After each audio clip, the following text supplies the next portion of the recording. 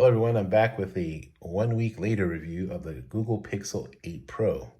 So as I mentioned in a prior video, I took my main SIM out of my Galaxy Z Fold 5 and I put it into the Pixel 8 Pro, and I've been using it as my main device for the entire week. So I just want to give you my thoughts about it overall. I did do a comparison video with the iPhone 15 Pro Max, just more as an initial comparison in case you were thinking about buying one or the other. This video is going to be solely focused on the Pixel 8 Pro itself in its own right. So I bought the 256 version in porcelain, as you can see here, and it's a beautiful matte finish. I absolutely love the way that it feels. This is really, really nice compared to sort of the more glossy finish I felt like was on the 6 and the 6 Pro and the 7 Pro. I did own the 6 Pro. I have a 2-year review on that one before I sold it. This is a really subtle, kind of very light gold color around the camera housing. The build quality is fine. It's perfect. It's no issues with it whatsoever. I did get a tiny little scratch on the housing of the camera. I do use a case with it, but it's got a little scratch there somehow, not too sure. But other than that, it's been pretty good. I know the scratch on the housing is a common issue. I really love the sides. It's just a really fantastic build. So in terms of build quality, it's maybe not quite the iPhone 15 Pro Max, or it's not quite the Galaxy S23 Ultra, but it's not that far off. So it's fine. The experience as far as the OS, the stock Android, it doesn't have as many features, obviously, as the Galaxy Z Fold 5 or the S23 Ultra that are Samsung features, but it does have features that I think are really noteworthy, especially the voice texting is simply outstanding. I believe it was Flossie Carter in one of his videos mentioned that he uses this as his work phone.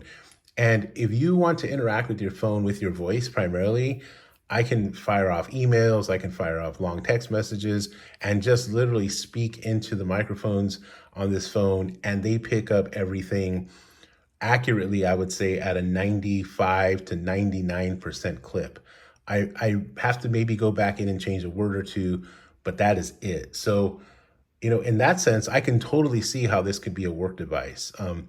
Is it the productivity device that my Z Fold 5 is? Not quite, in the sense that you don't have the S Pen functionality. So it really depends, but I can see that this, I can totally understand and see how, especially if you're in the G Suite, Google Suite, especially if you're someone who interacts with your phone without hands, you want to speak into your emails, you want to speak into your text messages, you're not going to beat this. This is the best thing on the market. I have had no issues with other things like call connectivity. In the past, I know that's been an issue for some of the Google phones. I got a lot more dropped calls, I felt like, on my 6 Pro, Pixel 6 Pro. I had one or two this week, but to be honest with you, I have T-Mobile, so it's very hit and miss at times in the area that I live, although it's still one of the better services where I live. But that's it, so I'm not sure really honestly where the blame is. No one has ever said, oh, I can't really hear you, or you're not clear. If anything, I hear really clearly. I will speak on speakerphone to people. They'll speak back to me. I had a long hour-and-a-half long conversation with an old friend of mine that I was catching up with, just talking about our families and stuff. And everything was perfect. I heard him perfectly. He heard me perfectly, not even static, nothing like that. So that's been really great. I know that's been an issue that needed to be repaired. Now, the chipset itself, you have the Tensor 3 chip, which is Google's own kind of production here.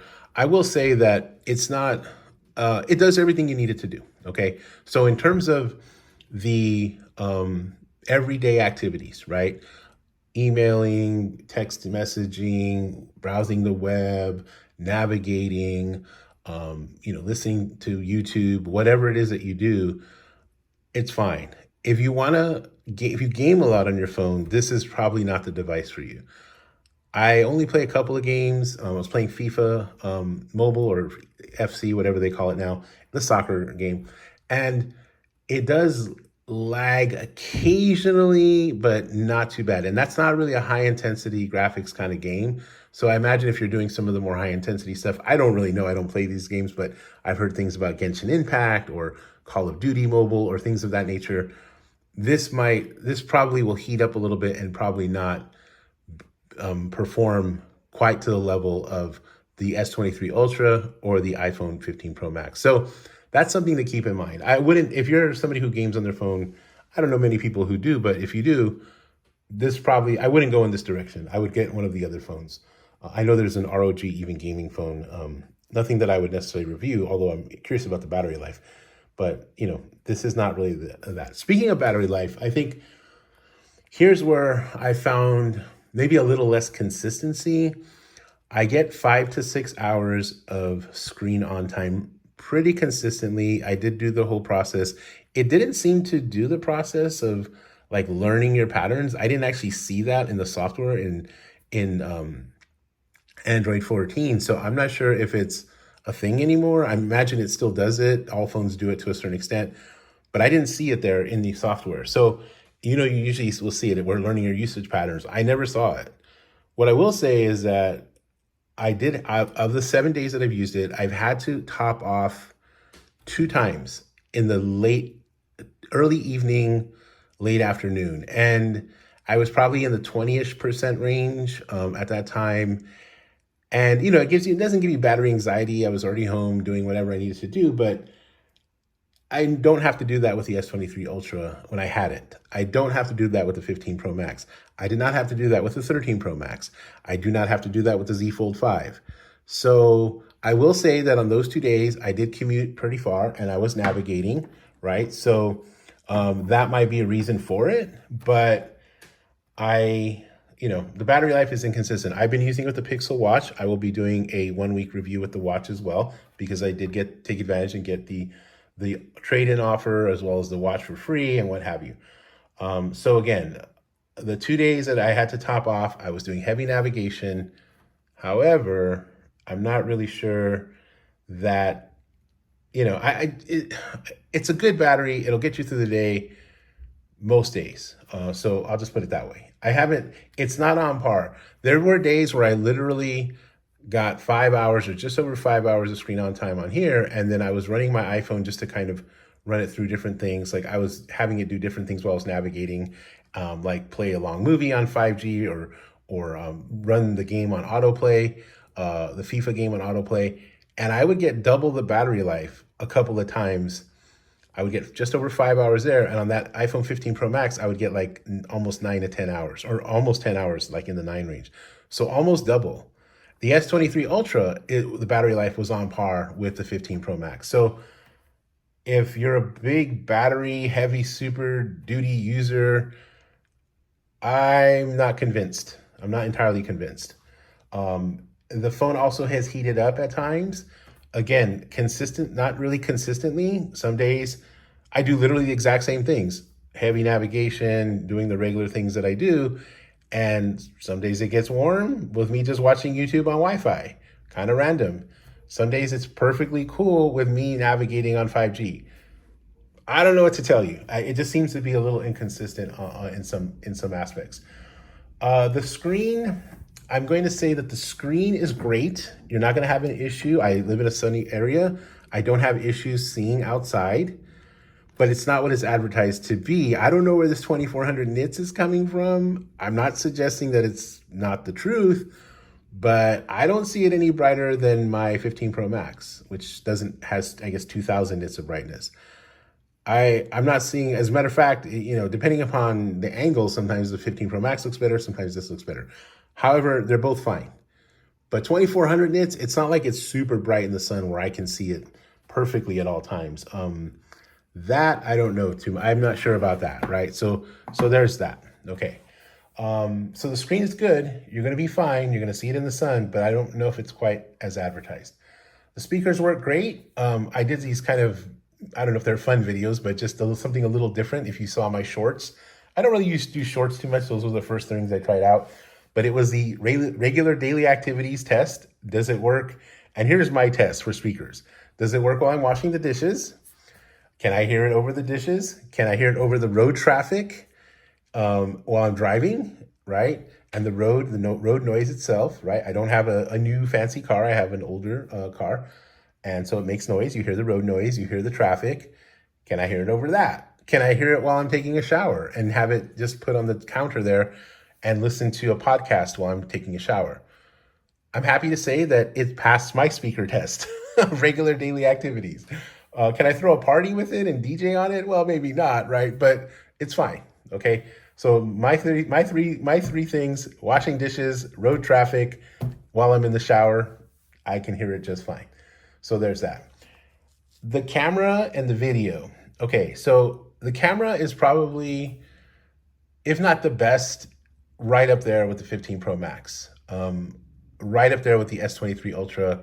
I find like, I don't think one camera is better than the other. I think they're all really close. I would say that the 15 Pro Max and this camera are better than the S23 Ultra in terms of the consistency of shot. What I love about this, as a person of color, as somebody who's got darker, not, brown, reddish skin, that's my tone. This captures my skin tone really well.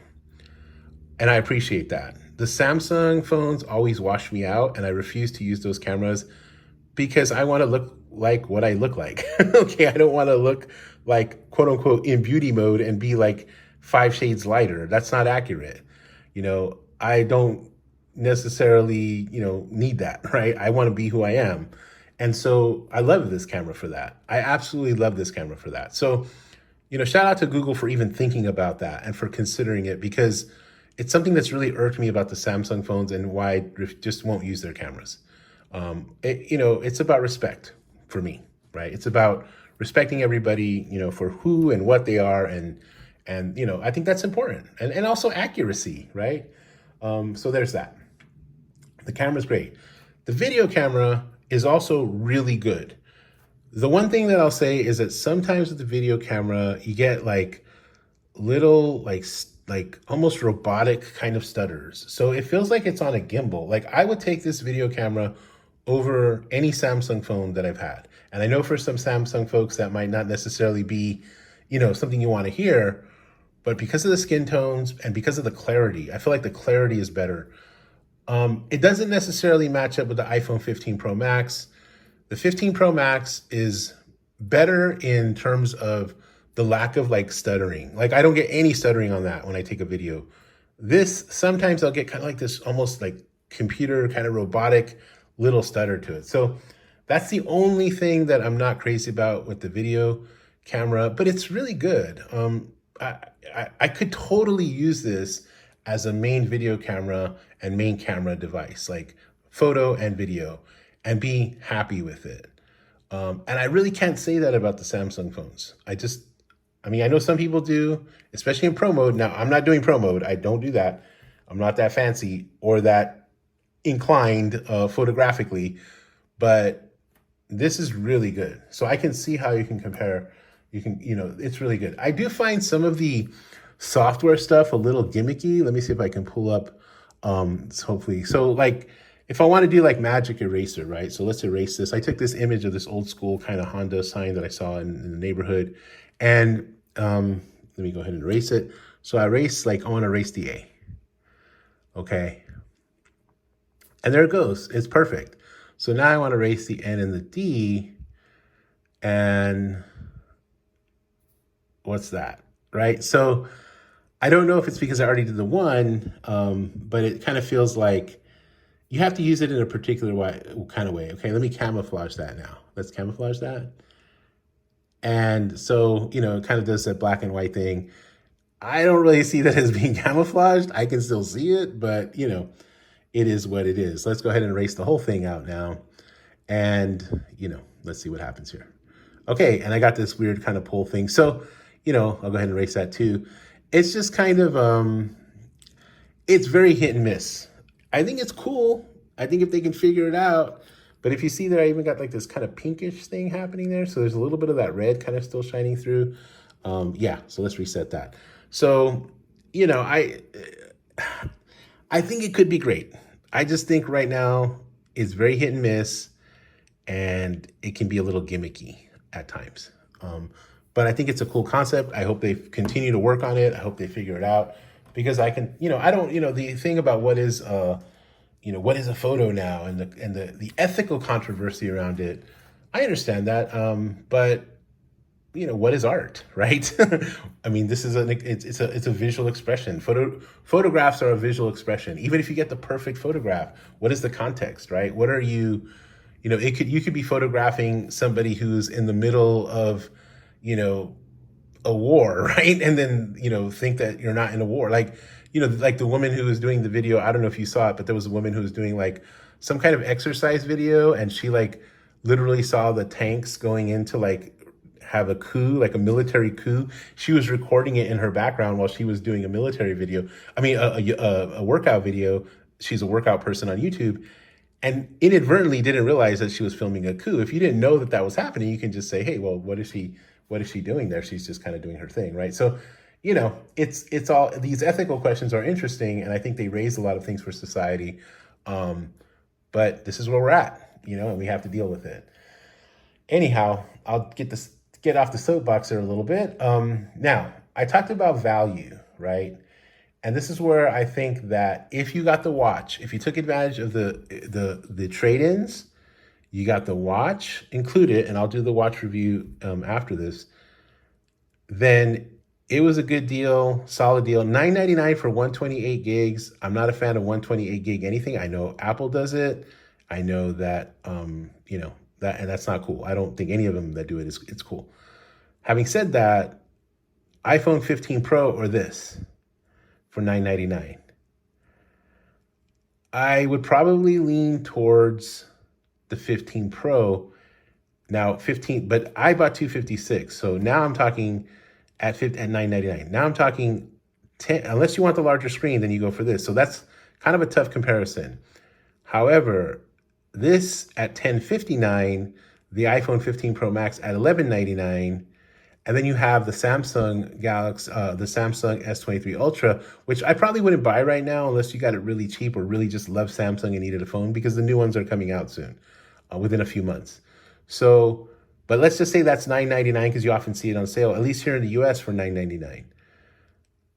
It's a tough call. I would definitely say if the watch was still available for you to get for free and you want a smartwatch, then this is it. But this is not really a $350 watch. So I'll talk about that later. This is a $150 watch disguised as a $300. This is a glorified Fitbit. Okay, that's what this is. But we'll get to that later.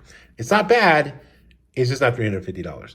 So they raised the price $100. If this was $8.99 still, this all day long, because they've improved the problems for the most part that were on the 6 Pro, that were on the 7 Pro. However, it's a tough call right now without the freebies. If you really want Google, the value of these things drop like a rock. So I would probably wait till there's a sale, a $200-300 off sale, whatever it's going to be, $150, whatever it is. But even at that price point, like, before when it was $8.99, you got $150 off for the 7 Pro, then you're paying $750. That's a great deal. This, you're still paying $850 if they do $100 off. You're still paying $900 if they do $200 off. So if you get not $900, $800, I guess, if they do $200 off, which they usually don't do on the base model. They'll do that on the higher end models. So it really depends on what you want. I don't think it's quite the deal that it was without the freebies. Now, for the phone on phone, so 256, 1059, 256 iPhone 15 Pro Max, $11.99. So what are you not getting for the $140? You're getting less battery life, almost by half on most occasions, less performance, although I think we're at the point with these smartphones that performance isn't really an issue unless you're gaming on it. Or video editing on your phone, then those things those are the areas in which performance would really matter. And in that way, I think Google plays it smart, because they're saying they're giving you a discount flagship phone, but they're really like taking a few things away that everyone may not notice or may not care about, because you still get a great camera, you still get a great video camera. You're getting less battery, less performance, and I would say you're also getting less consistency across the board. Some days I had to charge this, a couple days I had to charge it late afternoon, a couple days I didn't. So again, you're paying you're not paying the extra $140, $150 that you would be for the 15 Pro Max, but you're also not getting 15 Pro Max kind of levels on certain things. And I would say you're also paying for slightly less build quality. I don't feel this is as sturdy as the 15 Pro Max. It doesn't feel as solid to me, or it's as solid at the very best. But I feel like with the titanium build, I feel like the 15 Pro Max is built a little nicer. Why am I comparing it so much with the 15 Pro Max and not necessarily the S23 Ultra? Because one, the S23 Ultra is a little dated, right? It's an older phone. I think it's still great. And some people could argue, and I would totally understand, that it's a better value than this, especially if you can get it for $999. But the new ones are coming out, so I think that's a more fair comparison. In addition, most people who are thinking about switching from iPhones, this is probably the way to go. I think to switch from an iPhone to a Samsung phone, it might be a little overwhelming for basic users. This is a very basic device, but it's a basic device in all the ways that people use their phones. So Google's playing it smart in that way. I think, in my Pixel 6 Pro video, I asked the question, is Google going to take this seriously? Are they going to really now take it seriously? And it seems like they are. I'm happy with this. This is a really great phone. I don't know if it will replace my Z Fold 5 as a productivity device, because I felt like I was a little more productive with that phone. But there are aspects of the productivity here, especially with the voice interaction, voice texting, voice emailing, where this thing kind of blows it away. Like, I don't even need to touch the phone and I can interact with it and talk with it. So it's a tough one. I'm going to actually do a comparison video between this and the 15 Pro Max, between this and the Z Fold 5 as well. And I'm still kind of, I'm not sure if I'm going to put my main SIM back in it yet, but I may go back. I'm not sure yet. I'm thinking about it. Anyhow, this video has been a little long. I appreciate your time and watching. That's my experience with the Google Pixel 8 Pro 1 week later. And I hope you enjoyed it. I hope you can get something out of it. And also, as per usual, I hope you're well. I hope your family's well. Thank you for watching, and take care of yourself. See you next time. Bye.